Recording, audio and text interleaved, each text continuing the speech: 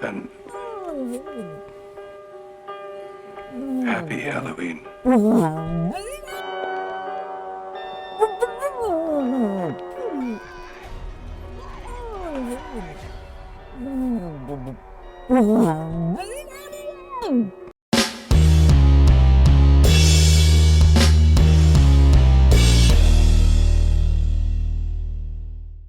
Remember in the last video when I said Halloween 3 is the second best movie in the Halloween franchise? Well, I still mean that. The best of them all, in my opinion, being the first one, with a whole bunch of them together in third place, and the rest in the trash. Oh, Rob Zombie's 2007 Halloween, what are you doing in there? Hanging out with your little brother, I see. Well, you know you can come stay on the shelf with Halloween 2018, you shock rock piece of hot garbage. I love you. Anyway, where were we? Halloween 3 Season of the Witch. Now, most of you probably know this, but for those who don't, the Halloween franchise is mostly about a masked man-shaped thing that stalks babysitters and other youthful individuals as they try to survive the spooky festivities. This man thing, known as Michael Myers, is the living embodiment of spookiness and suburban folklorish legend. Halloween 3, however, has no Michael Myers and has no Laurie Strode. Sorta. You see, back in the olden days, Carpenter had the idea that the Halloween franchise would work as an anthology series of movies, with each Halloween delivering some sort of new terror for us to enjoy, just like The Twilight Zone, or Fear itself, for those who remember that show. But people really wanted more Michael Myers because reasons, and so here we are today. But I tell you what this Halloween has. Mother-hugging Tom Atkins, who we all know is one smooth guy. Yes, I'm smooth. The story starts with some running and some strangling, as a man clutching a pumpkin mask barely escapes death from some corporate-looking fellow by fleeing to a nearby gas station and crushing him slowly. Oh, hey, look! Stonehenge is on the news. I wonder if that's important. Followed by the terrible earworm of the movie, the Silver Shamrock corporate jingle.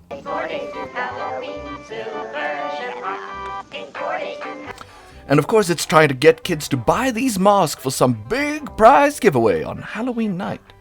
Yes, kids, you too can own one of the big Halloween 3. Oh, that's why they call it that. Here we meet Danse, whose kids are already pumped for Halloween.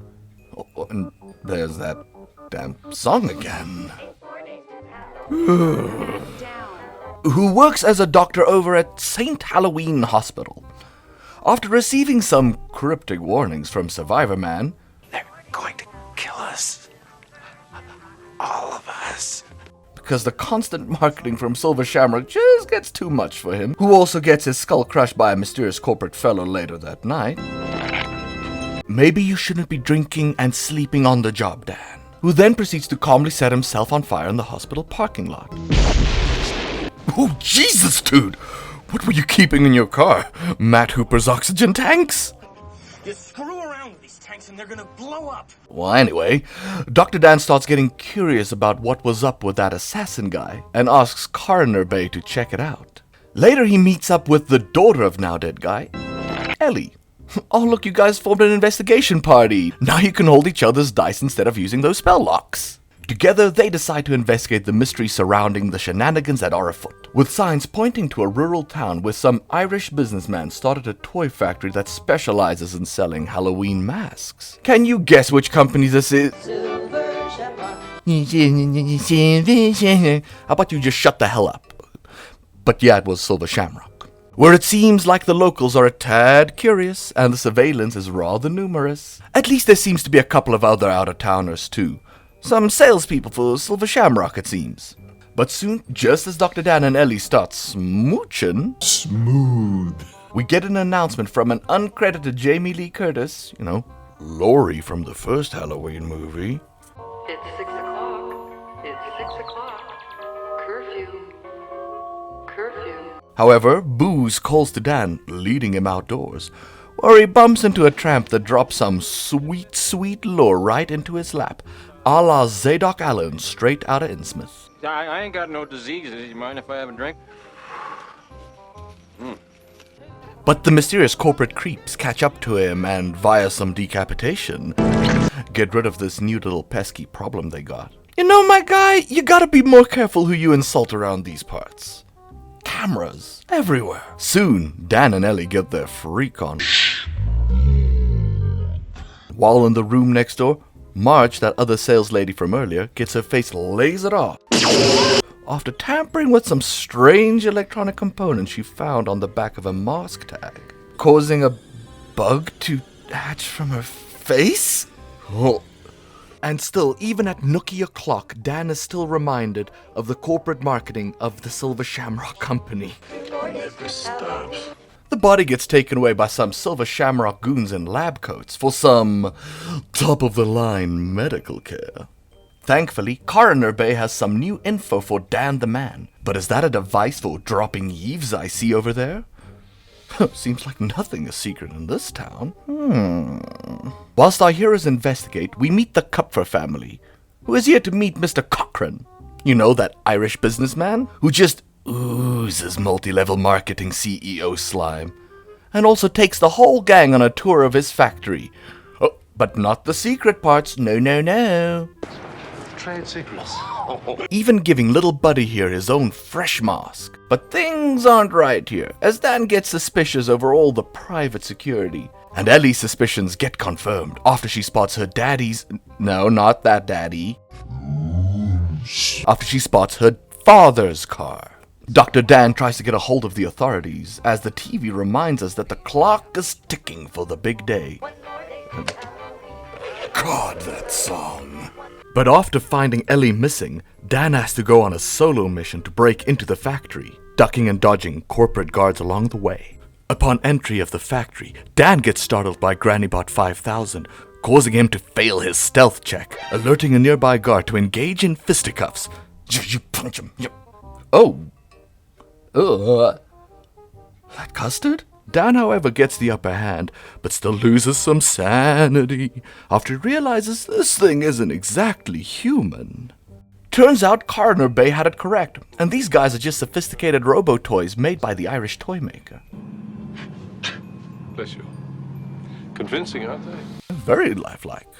After getting captured and being taken down to final processing... Oh, hey, look, it's that Hengy Stone thing! Dan discovers that magic from Stonehenge is being used to weaponize the Silver Shamrock masks. They even end up showing us a demonstration of what they do.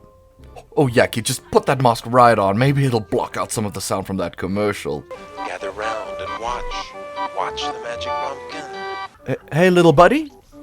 Are you okay? Jesus! Turns out these masks cause quite a bit of damage, as bugs and snakes spew from the remains of little buddy over here, causing faintings and fits for mom and dad. Next, we see kids from all over getting ready for Halloween night and the big Silver Shamrock event. It's like the Pied Piper of the Damned, calling the kids to their doom. And my ears, too. Back at the hospital, we see that Coroner Bay...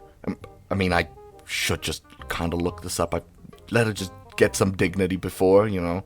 Teddy, aka Coroner Bay, realizes something is fishy with the remains she has been investigating and gets drilled to death for all her efforts. Yes, that is what you will get for poking around. Back at the factory, Dan learns of Cochrane's nefarious reasons for doing what he does. Is it witchcraft? It's witchcraft. Good for you for working that out. The movie being called Halloween 3 Season of the Witch and all. Good for you. Pat. This is probably the best place as any to say, spoiler warning for the end of the movie.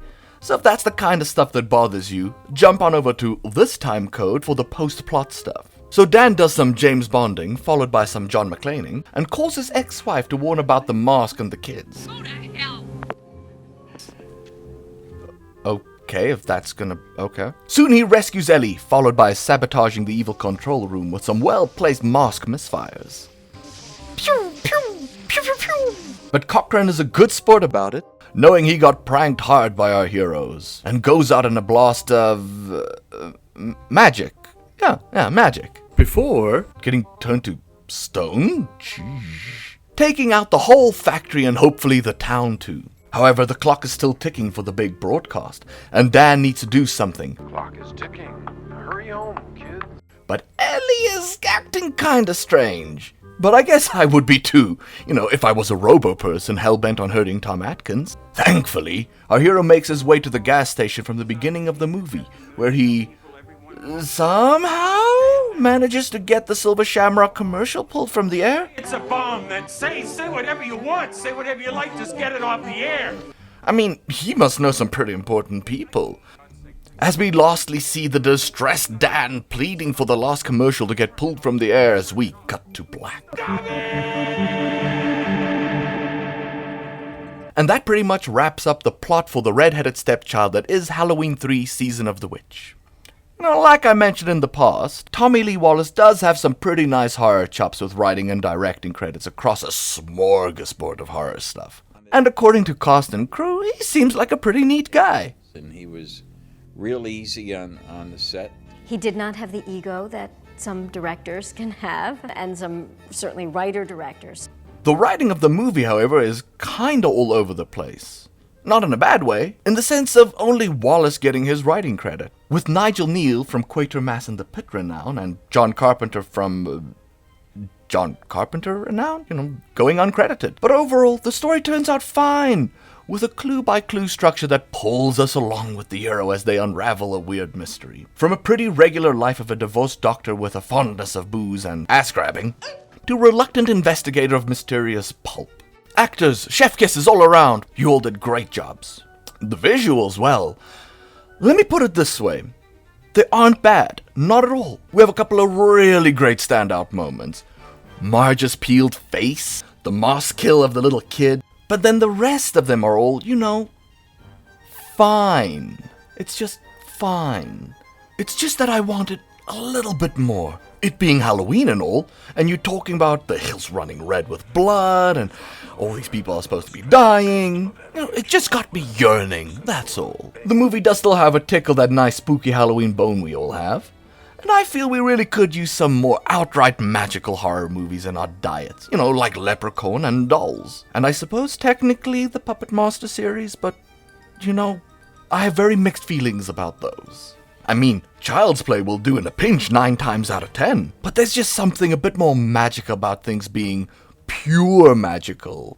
And yeah, I know Child's Play had all the voodoo stuff in it, but that was a real small slit. That was, how do we get soul inside doll? Voodoo.